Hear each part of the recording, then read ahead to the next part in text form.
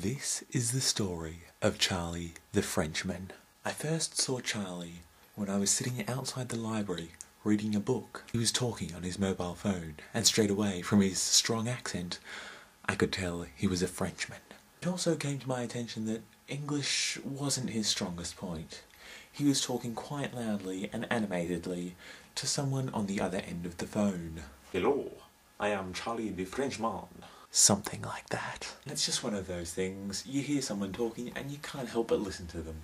It's not like you're really eavesdropping, but they're just talking so loudly or prominently that you've just got to listen to what they're saying. Now, if my memory serves me correctly, he was having some sort of compensation for an operation. He was trying to get some money. I can't remember exactly. It might have been an eye operation or a tooth operation. Something like that. But he was trying to get a bit of money. He was short on money. He'd just come to this beautiful land of Tasmania from France, and he needed a bit of cash. It was about that time in the conversation that I had to leave.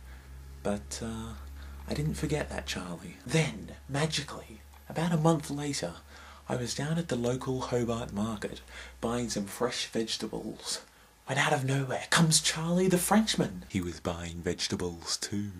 So he got his shopping, I got my shopping, and we went our separate ways. At the time I thought, wow, that's Charlie the Frenchman, but I thought nothing more. Then, merely a week later, I was walking through the mall, and who did I hear talking behind me? That's right, Charlie the Frenchman.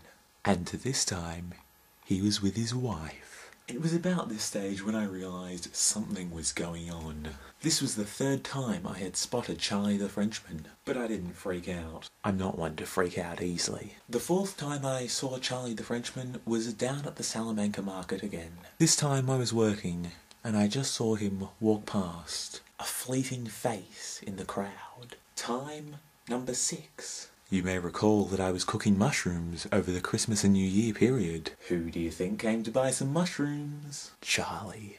So now I eagerly await meeting number 7. And maybe that time I'll stop and say, "Hey, you're Charlie the Frenchman." "Hey Leah, are you watching?"